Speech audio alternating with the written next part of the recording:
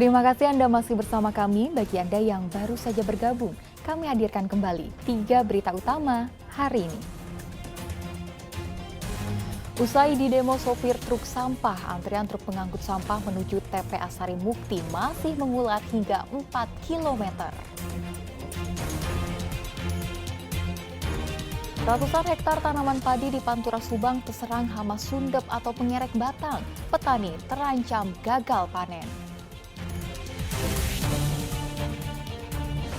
Polisi melakukan autopsi terhadap jasad Siti Fatimah, salah satu korban pembunuhan berantai oleh Wawon CS.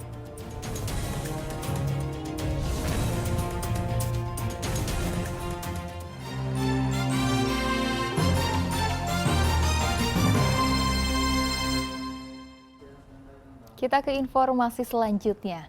Eksekusi lahan di Jalan Pelajar Pejuang Kota Bandung pada Selasa siang berakhir ricuh.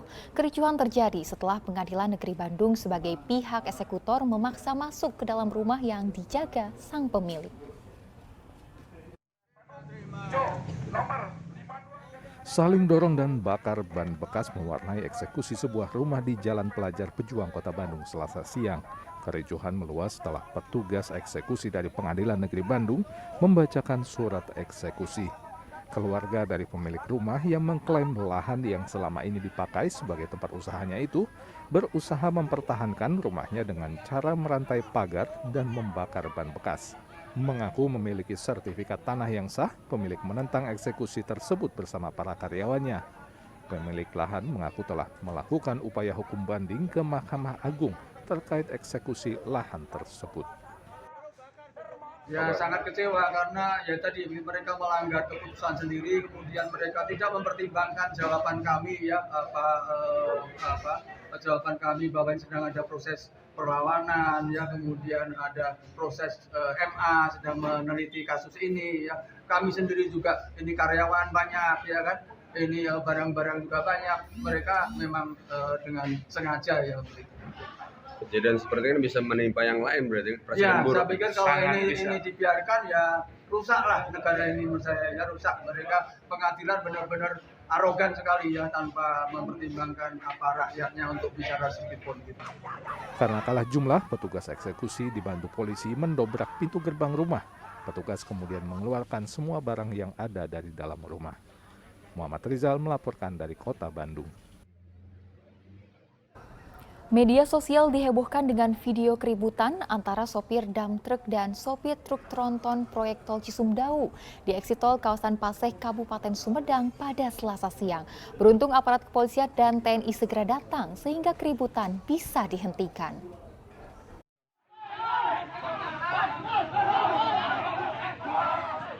Video yang beredar di media sosial memperlihatkan keributan antara sopir dump truck dan supir truk tronton proyek pembangunan tol Cisumdawu di eksit tol kawasan Paseh, Kabupaten Sumedang, Selasa siang.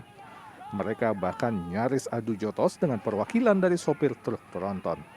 Beruntung keributan berhasil diredam setelah petugas Polsek dan Koramil Paseh tiba untuk melerai kedua belah pihak.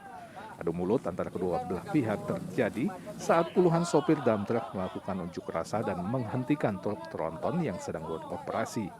Aksi tersebut dilakukan secara spontan oleh sopir dump truck karena mereka kecewa adanya edaran terkait pelarangan beroperasi pada siang hari, sementara truk tronton diperbolehkan beroperasi pada siang dan malam hari.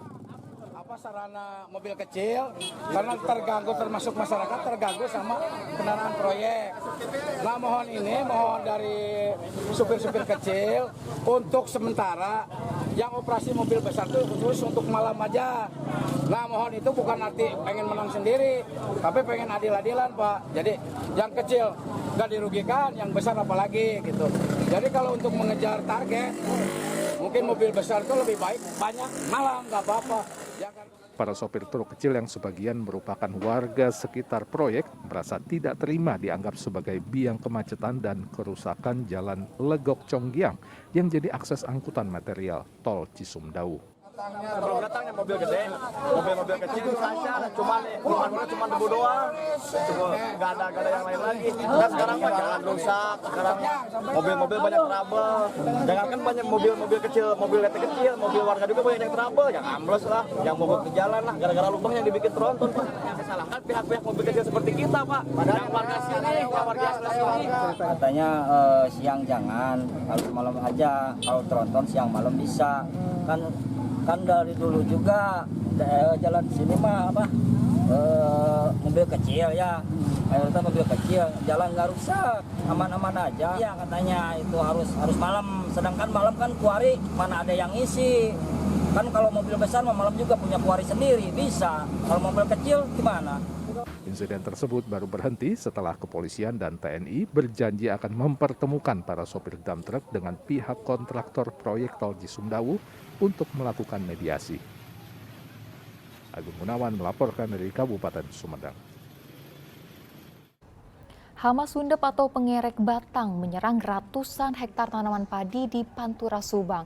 Ganasnya serangan Sundep menyebabkan tanaman padi rusak dan sulit untuk tumbuh maksimal.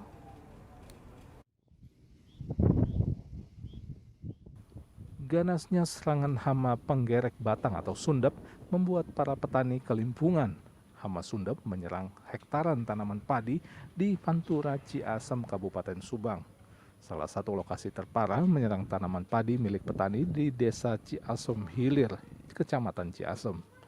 Di lokasi ini sundep membuat pertumbuhan tanaman padi menjadi terganggu, sementara bagian batang serta daun mulai mengering dan terancam mati. Usia tanaman yang terserang antara 30 hingga 40 hari sejak ditanam. Ini usia tanam sekitar 35 HST sampai 40 HST. Ya terkena serangan hama sundep semua. Penanganannya harus intensif. Berapa ratus hektar kan ya? Ya lebih dari 100 hektaran. Di blok mana? Blok Pranje. Di blok Pranje. Nah upaya dari petani sendiri seperti apa sekarang upayanya untuk menangani itu? Udah penyemprotan udah kan, cuman rada telat, cuman seminggu sekali, seharusnya kan 3 atau 4 hari sekali. Nah ini kan diperkirakan gagal panen gak kan? Ya kalau kondisi ini nggak ada perubahan ya pasti gagal panen. Diperkirakan kerugian berapa? Ya 1 hektar 10 sampai 11 juta lah. Ya.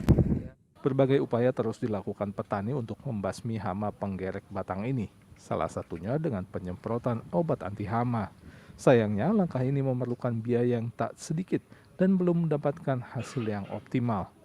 Akibat serangan hama, para petani terancam gagal panen dan merugi jutaan rupiah.